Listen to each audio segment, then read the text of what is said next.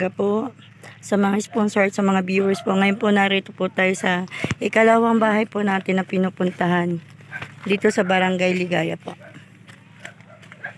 Tao po! Ang daming halaman. Yan, magandang maga!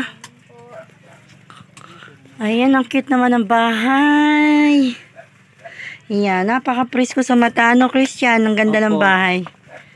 Ayan, kalamig sa ano? Sa mata ng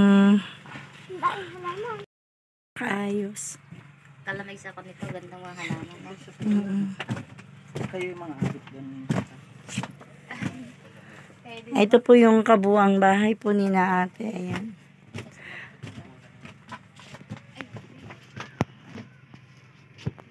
Ayan po.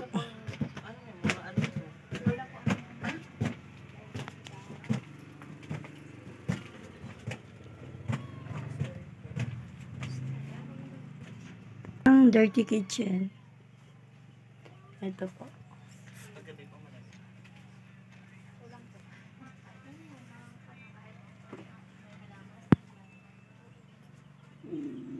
Madilim. Ayan po. Kanilang dirty kitchen. Ayan po.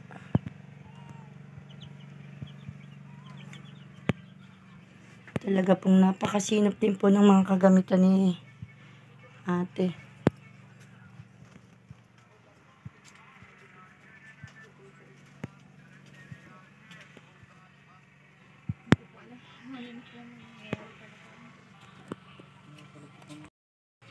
Umaga po sa ating lahat. Ngayon nandito po tayo kina ate. Anong pangalan mo? Jesseline po.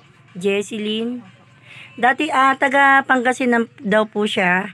Ngayon po nagkaroon po siya ng nakapag-asawa po siya ng taga Gabaldo Nueva Ecija na si Kuya Jeremias po. Ayun. Ilang taon na po kayo? 25 po. 25.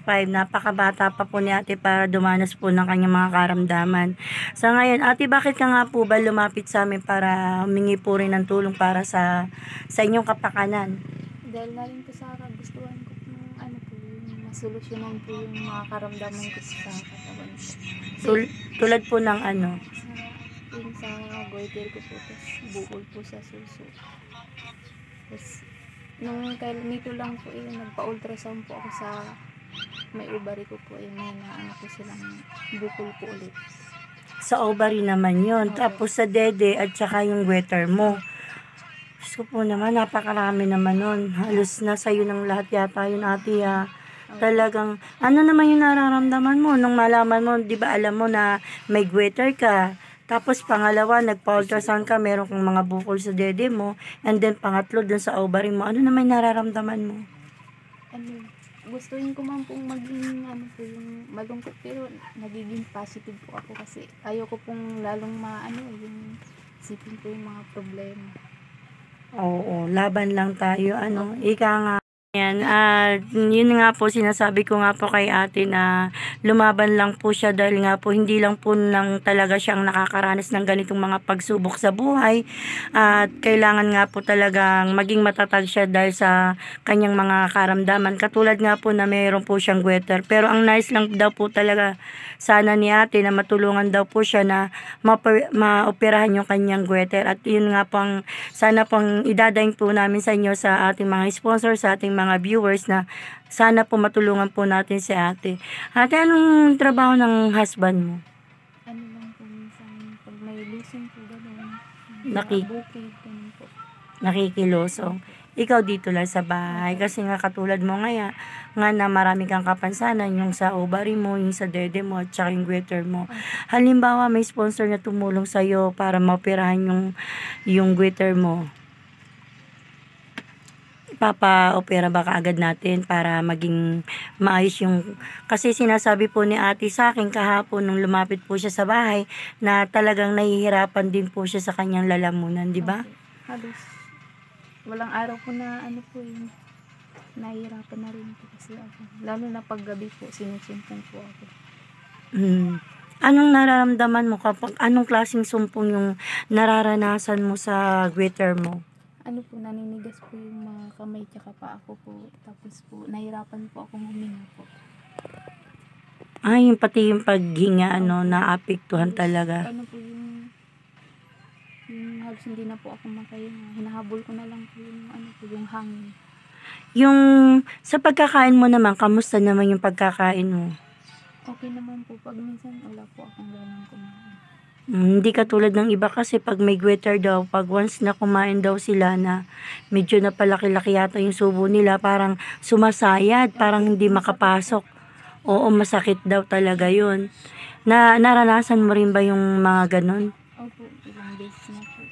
Pagka kumakain po ako, kailangan talaga may sabaw. Kasi pag wala pong sabaw, mahirap na luminit. Ayun. Ilang years na po ba yung goiter nyo? Halos, na rin po. 5 taon na rin po. Matagal na rin po. 5 taon na, kumbaga, 5 taon ka na nag-suffer ng goiter na yan na talagang tinitiis mo, Opo. Talagang siguro din sa hirap din talaga ng buhay, hindi mo rin talaga magawa ng para mapa-opera, maihingi ng tulong din talaga sa iba. Sa pamilya mo naman, ano ang may tutulong sa iyo ng pamilya mo? Natatawagan mo ba sila? May komunikasyon ka ba sa pamilya mo? Opo. Sa magulang mo, sa kapatid mo, ganun? Meron din po, kaya lang po. Masuportahan po nila ako, kaya lang sa gamot lang po. Hindi po sa Operasyon. Kasi malaki din kasi yung kakailangan po. Oo. Ayun. At sana nga po sa mga sponsor po, matulungan po natin si ate kahit lang daw po sa pa-opera po daw sa kanyang goiter. Kasi po, yun lang po talagang dinadaing niya at yung sa, yung cancer ba yun, yung sa daddy mo, Hindi ko pa po alam kung ano po ang... Cancer o cyst, ganun. Kasi ultrasound lang po yun. Hindi ko pa po alam kung ano po yung nasa... Oo. Pero paano mo nalaman na may bukol yung daddy mo? Kasi ganun ko lang po, nakapapa ko po yung bukol po. Gaganunin ko lang po. Kumbaga, ikaw lang ang nagsabi talaga na may bukol yung kasi nararamdaman at nakakapa mo sa dede mo. Masakit po siya.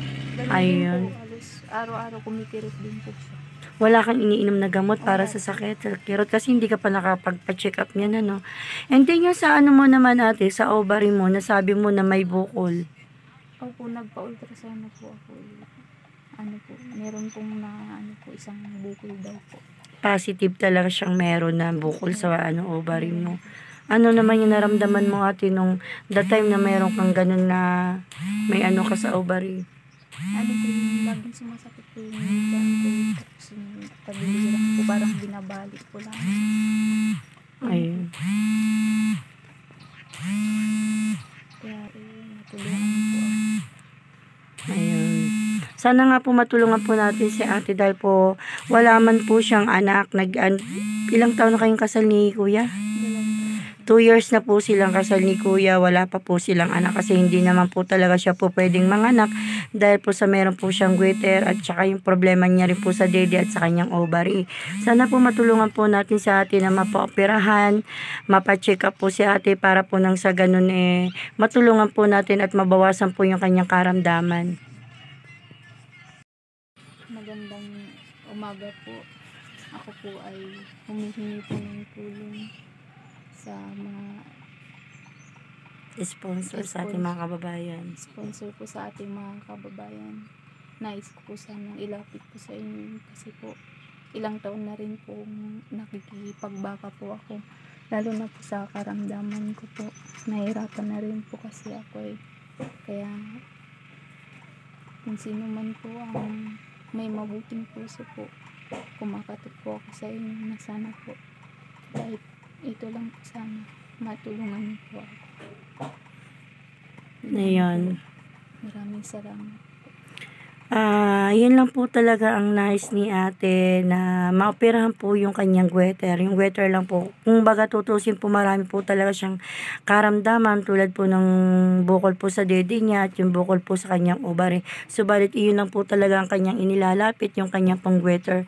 Dahil po hindi po talaga daw siya makakain kung wala daw pong sabaw. Ayan. Sa mga nais po tumulong, PM nyo na lang po, message nyo na lang po ako sa FB page ko, J-Nice Vlog. At sana po matulungan po natin sa ate. Ayan. Maraming salamat po. At magandang umaga po sa ating lahat. Ayan, yung kanyang biyanan. Ayan. Ang ganda po ng kapaligiran nila, puro halaman. Ayan, napakaganda po ng halaman dito ni ate. Ito po yung kanyang labas ng bahay. Sige ate, maraming salamat. Punta na kami. Message na lang kita ulit na. Babalik kami.